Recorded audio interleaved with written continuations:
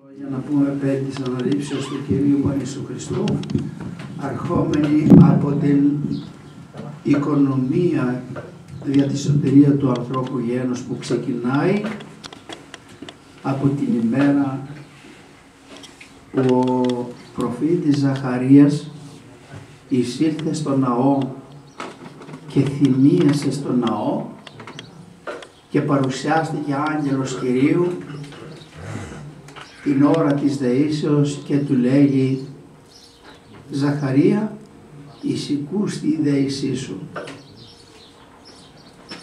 και τέξεις Ιών και καλέσεις το όνομα αυτού Ιωάννη». Δεν ζητούσε παιδί ο Ζαχαρίας παρόλο που ήταν σε ιερική ηλικία. Ζητούσε τη σωτηρία του λαού. Αυτό ακριβώς σαν του έλεγε ο Θεός. Αυτός που θα γεννηθεί θα είναι ο λίχνος του φωτός. Θα είναι αυτός που θα προπορευτεί μπροστά στον μεγάλο διδάσκαλο που θα διδάξει και θα κηρύξει το Ευαγγέλιο για τη σωτηρία του ανθρωπίνου γένους. Αποτέλεσμα, γεννήθηκε ύστερα από αυτό το θαυμαστά γεγονότα που αναφέρει το Ευαγγέλιο μέσα, με αυτό το θαύμα που του κράτησε τη φωνή μέχρι που γεννήθηκε ο πρόδρομος και τότε του λύθηκε η φωνή και γεννήθηκε ο πρόδρομος. Από εκεί άρχεται το σωτήριο έργο της σωτηρίας των ανθρώπων. Από εκεί άρχεται, ξεκινάει δηλαδή η Βουλή του Θεού που ξετυλίγει τα πράγματα. Από εκεί και μετά ερχόμεθα στον Ευαγγελισμό, διότι το έκτο μηνύ λέγει απεστάλλει ο Αρχάγγελος Γαβριήλ προς Παρθένον Μαρίαν εις την Ναζαρέτ και ευαγγελίστηκε και είπε το χαίρετε χαριτωμένη ο Κύριος Ματασού. Το έκτο μηνύ λέει από τότε που γεννήθηκε ο πρόδρομος. Ήταν κατά 6 μήνας μεγαλύτερος ο πρόδρομος από τον Κύριο ημών Ιησού Χριστό κατά σάρκα.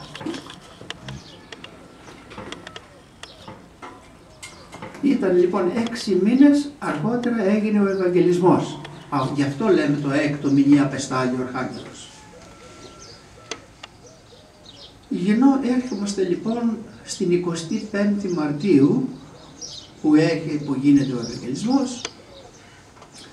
Μετράμε από εκεί και μετά 9 μήνες, όσο γίνεται 25η Δεκεμβρίου και να γεννάται ο Κύριος ημών Ιησούς Χριστός. Αφού γεννήθη ο Κύριος Ιησούς Χριστός ύστερα από 9 μήνες, δεν είναι τυχαία όπως τα έχει φτιάξει η Εκκλησία, δηλαδή έχει τοποθετήσει τις εορτές και τις ώρες και τις εορτές και τους μήνες τα έχει τακτοποιήσει ο Θεός. Καιρούς και ενιαυτούς, ημέρας και χρόνος έθετε, λέει ο Πατήρ, την ίδια εξουσία αυτού. Μετά από αυτό το γεγονός έχουμε του Κυρίου ημών Ιησού Χριστού το κήρυγμα και το Ευαγγέλιο που επικέλυσε στους ανθρώπους, έγινε η βαπτισή του, κατήργησε δια τους παρουσίας του επί της γης τα δαιμόνια τα οποία είχαν πέσει στη γη από την πτώση που είχαν. Βαπτίζεται ο Κύριος Ιησούς Χριστός, καταργεί τα δαιμόνια, τη δύναμη και εξενέβρισε την δύναμη των δαιμόνων που ήταν επί των υδάτων. Γίνεται η Ανάσταση, το πάθος του Κυρίου ο Σταυρός και η Ανάσταση. Πρώτα προηγήθηκε ο Σταυρός και μετά η Ανάσταση, να το έχουμε υπόψη μας και αυτό, ότι ισχύει και για μας αυτό το πράγμα κάποια στιγμή. Έγινε λοιπόν η Ανάσταση, κατήργησε του άλλου τα δεσμά και τη δύναμη την οποία είχε ο Άρης, ελευθέρωσε τις ψυχάς των ανθρώπων τα σεντοάδια βρισκομένας όσοι ήθελαν να ελευθερωθούν και εκεί, γιατί και τώρα μας καλεί σε μετάνοια ο Θεός, αλλά δεν μετανοούν όλοι. Και εκεί λοιπόν όσοι μετανόησαν τους έσωσε. Από εκεί λοιπόν έρχεται στην Θεία Ανάληψη που το έτερο μεγάλο γεγονός, ανέβηκε εις τους ουρανούς και κατήργησε και τη δύναμη των δαιμόνων που ήταν επί του αέρος, τας δυνάμεις που είχαν στον αέρα. Δια της αναλήψεως του Κυρίου συνανύψωσε την ανθρώπινη φύση και την έκανε συγκάθεδρο τον Πατρί, διότι ήταν θεάνθρωπος, δεν ήταν μόνο άνθρωπος. Είναι ο μόνος άνθρωπος στην ιστορία που υπάρχει στην ανθρωπότητα μέσα, ο οποίος αναστήθηκε. Και ο μόνος που αναλύθηκε, γιατί λέει Θεός εφανερώθη σαρκή, Θεός εφανερώθη εξ αρχή, εκηρύχθη εν έθνεση και ανελήφθη εν δόξη.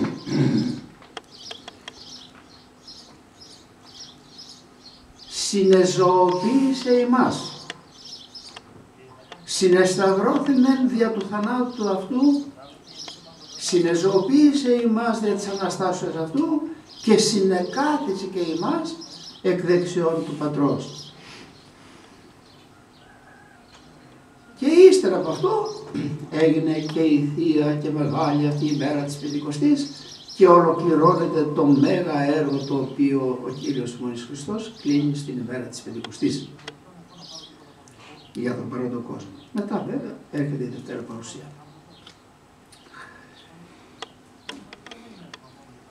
Θέλω να πω και δύο λόγια για τον Άγιο Ιωάννη τον Ρώσο. Ένας άνθρωπος ο οποίος εχμαλωτήχησε ύστερα από έναν πόλεμο που έγινε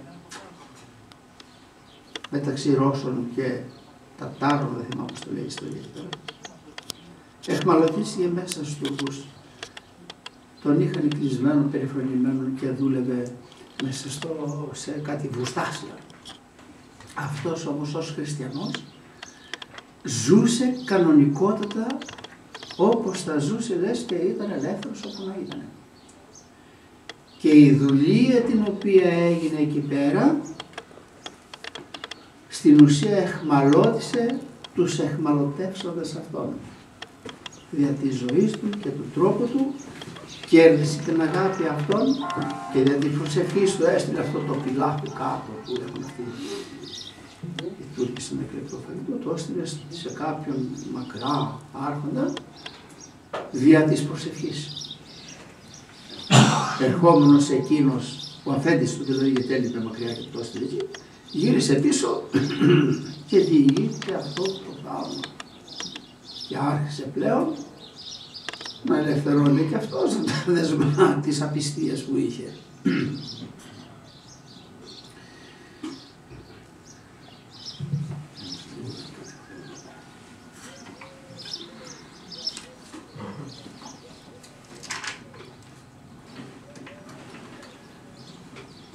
Μας λέγει ο Κύριος ότι αφού εφανερώθη μετά την Αναστασία στους μαθητάς, οι μαθητές, λέει, νόμισαν ότι ήταν φάντασμα μπροστά τους.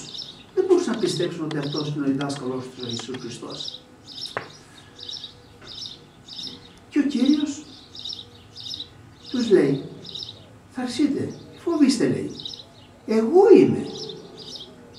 Λάτε, πλησιάστε, ψηλαφίστε με και δέστε ότι πνεύμα, λέει, το πνεύμα, φαντασία δηλαδή, ούτε σάρκα έχει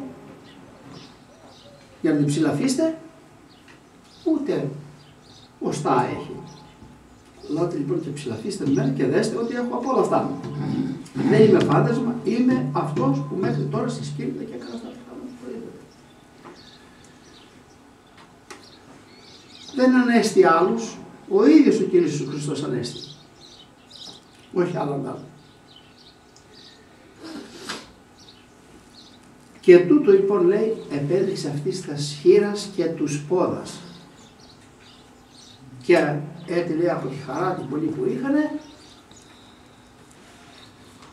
τους είπε, έχετε κάτι υπόψη να πάνε, και του δώσανε, λέει, ψάρι ψητό και μέλι.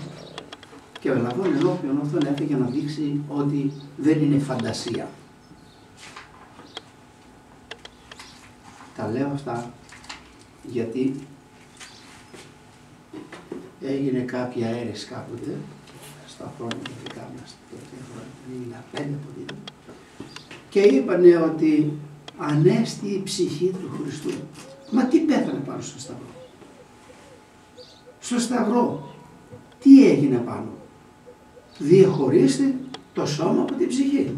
Το σώμα λοιπόν πήγε στον τάφο, η ψυχή κατήρθε μετά, ως άνθρωπος κατέβει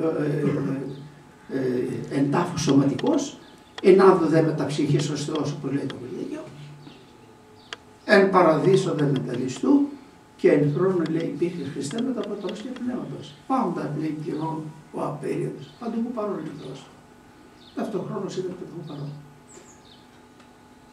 Λοιπόν, ποια ψυχή αναστήθηκε? Πεθαίνει ποτέ η ψυχή? Δεν πεθαίνει η ψυχή. Ο θάνατος της ψυχής είναι η αμαρτία. Ο Χριστός δεν έκανε καμία αμαρτία ποτέ στη ζωή. Ο μόνος αναμάρτητος τουλάχιστον. Λοιπόν, ερχόμεθα τώρα σε ένα άλλο γεγονός, με συγχωρείτε γιατί θα είχα πολλά να πω, αλλά τώρα δεν τα συγκριτεί και δεν το μυαλό μου. Ερχόμεθα σε ένα άλλο γεγονός.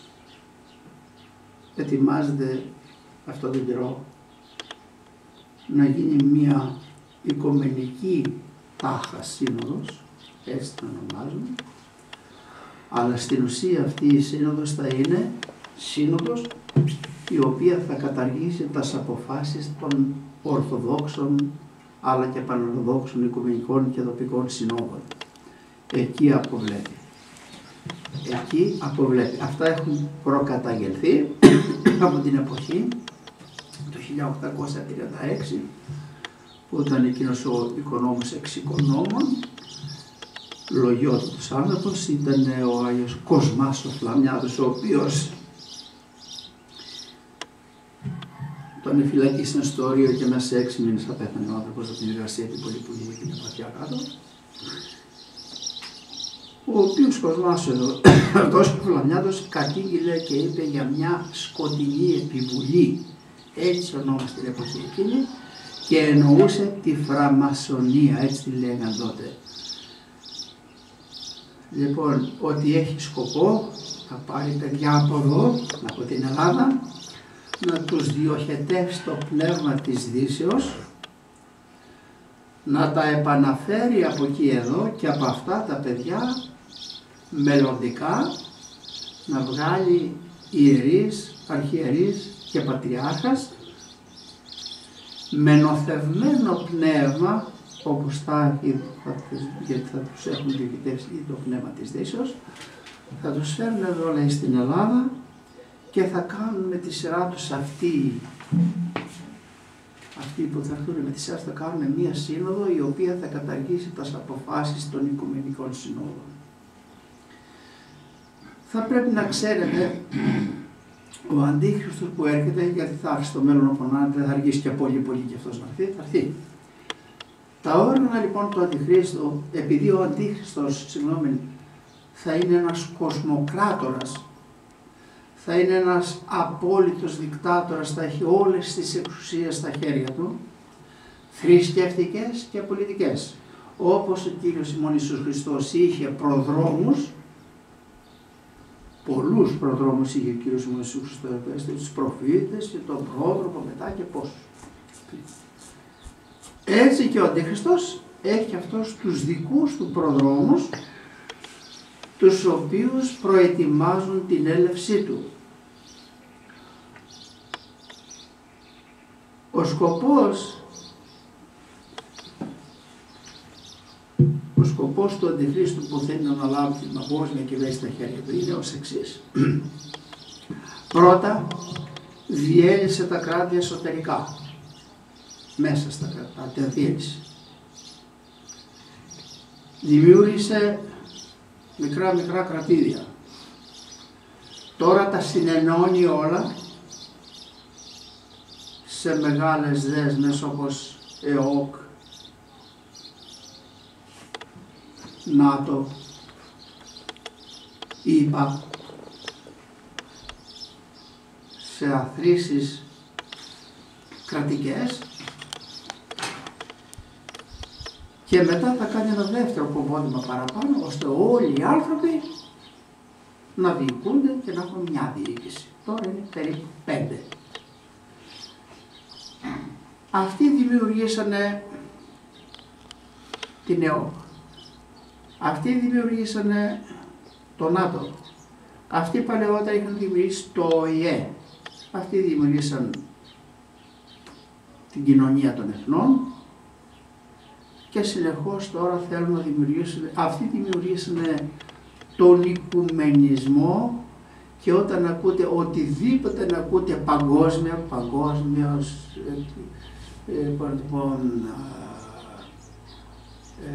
Παγκόσμιο Συμβούλιο Εκκλησιών για παράδειγμα ή οτιδήποτε να ακούτε παγκόσμιο και διεθνές, Παγκόσμια ημέρα τάδε, ναι. Όλα αυτά να ξέρετε είναι κατασκευάσματα του διεθνούς εβραϊσμού, ο οποίος είναι η αιχμή του δώρατος που δημιουργεί όλα αυτά. Δια του χρήματος το οποίο κατέχουν στα χέρια τους, οι Ρότσελντ, οι Ροκφέλερ και οι λοιποί αυτοί οι μεγάλοι. Θέλουν να συνενώσουν όλα τα θρησκεύματα κάτω από μία αρχή. Πρώτα θέλουν να ενώσουν όλα τα θρησκεύματα τα κατόνομα χριστιανικά. Αλλά ήδη ανοίγονται να κάνουν ενώσεις, παγκόσμιες ενώσεις και με τα υπόλοιπα κράτη. Και με βουδιστές και με Εβραίους και μουσουλμάνους, να γίνουμε ένα. Αυτό εκεί πάει, εκεί επιδιώκει ο Δίστορ, να κάνει μία εκκλησία παγκόσμια και μία πολιτεία παγκόσμια. Αρχής γενομένης παρακαλώ στην εφαρμογή, το πρώτο βήμα της παγκοσμιοποιήσεως εν την πράξη ήταν η αλλαγή του ημερολογίου και εορτολογίου. Μη σας φαίνεται παράξενο αυτό το τόσο μικρό που φαίνεται για τον και δεν βαρύς, δεν είναι τίποτα δεσμένο, και όμως αυτό ήταν η αρχή. Θα σας εξηγήσω. Υπήρχαν από το 1583 μέχρι το 1593 γίνανε 3 καταδικαστικές αποφάσεις από τους Αγίους της Εκκλησίας της εποχής εκείνης. Όλα τα Ορθόδοξα Πατριαρχία καταδικάσαν την εισαγωγή του ημερολογίου, η οποία μάλιστα ήταν 10 μέρες τη φορά.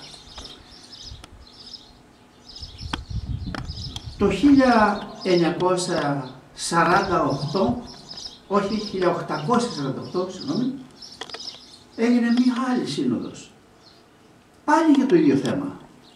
Θα σας πω και τι είπε. Η απόφασή της. Η απόφαση του εξής. Στόμεν της ομολογίας ειν παρελάβαμε, άδολων παρατηλικού των ανδρών, αποστρεφόμενοι πάντα νεωτερισμών ως υπαγόρευμα του διαβόλου. Εφεύρεμα δηλαδή του διαβόλου. Ο δεχόμενος νεωτερισμών, νεωτερισμό εννοείται στα εκκλησιαστικά πράγματα, ο δεχόμενος νεωτερισμών κατελέχει ελλειπή την και κηρυγμένη ορθόδοξον πίστην. Αλλά αυτή όμως λέει πεπληρωμένη ήδη εσφράγιστε, μη επιδεχομένη μήτε μείωση, μήτε πρόσθεση, αλλά μήτε και κάποια αλλίωση. Και ο τολμών ή πράξε ή συμβουλεύσε ή διανοηθήνε το τιούτον, ήδη ειρνήθη την πίστη του Χριστού, ήδη εκουσίως, θαληματικός δηλαδή, καθυπευνήθη στο αιώνιον ανάθημα, δια το βλασφημίσε εις το πνεύμα το Άγιον, ως τάχα μη αρτίως λαλήσαν εν τες γραφές και οικουμενικές συνόδεις. Άπαντες λέει οι νεωτερίζοντες, είτε σχίσμα είτε αιρέση, εκουσίως συναντήθησαν κατάργαση μάλλον. Δεν είναι αναθηματιστικό για τους ανθρώπους απλούς religious, αλλά αυτούς που κάνουν την αλλαγή. Λοιπόν, εκουσίως λέει ενεδείς κατάργαση μάτων. Κάντε πάπε, κάντε πατριάρχε, καν άγγελος εξ ουρανού. Είστε ύστερα από αυτά, τι να πούμε εμείς?